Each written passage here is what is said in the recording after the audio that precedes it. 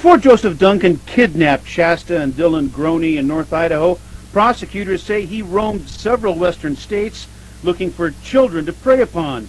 And in a videotaped interview with police at a Coeur d'Alene hospital hours after she was rescued from a Denny's restaurant on July 2nd, 2005, an exhausted 8-year-old Shasta, wrapped in a quilt, described her ordeal in a quiet, at times halting voice.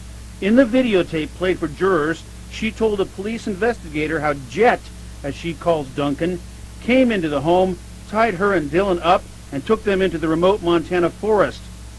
She said Duncan told the children he had killed their mother Brenda, her fiancé Mark McKenzie, and their older brother Slade with what she called, quote, a big, huge, powerful hammer. She described sexual abuse at the isolated campground, the touching of private spots, as she put it, had said Duncan would hit the children in the head when they screamed to keep them quiet. Shasta also said she watched in horror as Duncan shot Dylan in the head with a shotgun. Shasta then said Duncan told her the shooting was an accident and described how Dylan's remains were burned in a campfire, then dumped in a creek. When police asked why Duncan seemed to be bringing the little girl home when he was captured, Shasta replied, he said, I taught him how to love. Well, 4 years ago tonight, a Coeur d'Alene family went to bed not knowing it would be the last night of their lives.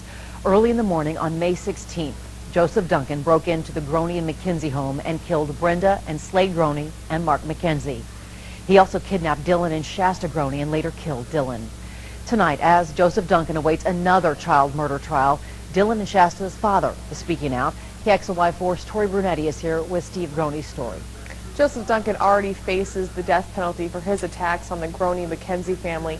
Now, a California prosecutor wants him to be executed for a child he murdered there. But Steve Groney told the Palm Springs TV station this week that legal proceedings in California are preventing him from getting closure. We just like to see him put to death. I think that would give everybody closure. The house where Joseph Duncan killed Brenda Groney, Slade Groney, and Mark McKenzie right before he kidnapped Dylan and Shasta Groney no longer stands. But the pain Dylan and Shasta's father feels remains strong. I think really the hardest part of it all was going through the federal trial and realizing that the last known memory of my 9-year-old son Dylan was of him being tortured and raped. Steve Groney had to sit through weeks of videotapes, pictures, and testimony detailing the abuse his son endured in his final days.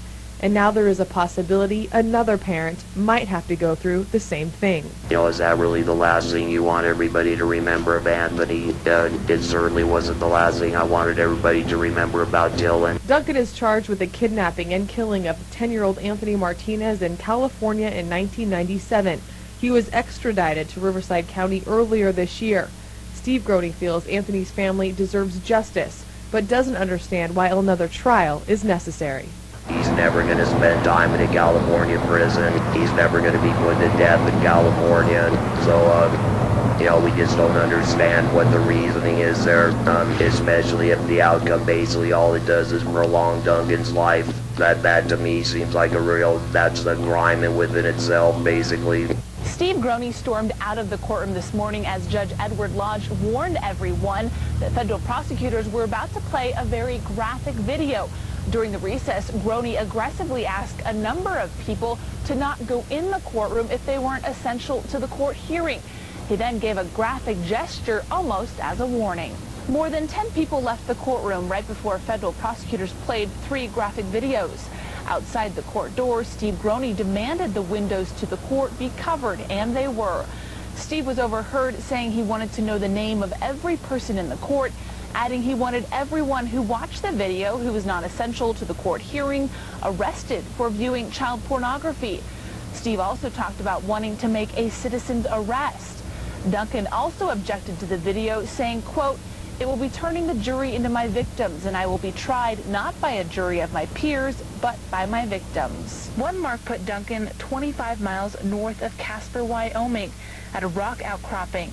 A message handwritten on a rock reads, quote, deep in my dungeon, I welcome you here.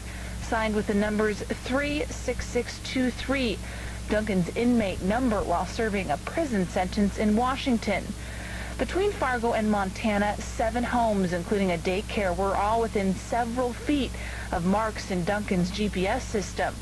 The homes were all rural, visible from a major highway, with play equipment in the yards. One of those homeowners testified today. Other marks in the GPS system put Duncan at 3 different locations in the Lolo National Forest, where we now know he held Dylan and Shasta captive for several weeks. Duncan's landlord and neighbor in Fargo also took the stand and testified about Duncan leaving his apartment trashed and messages scrawled on the wall. And a maintenance employee with Bighorn National Forest told jurors he found a trash can damaged by a 12-gauge shotgun, a gas station receipt with Duncan's name on it, and a receipt from the Lion's Den, an adult superstore.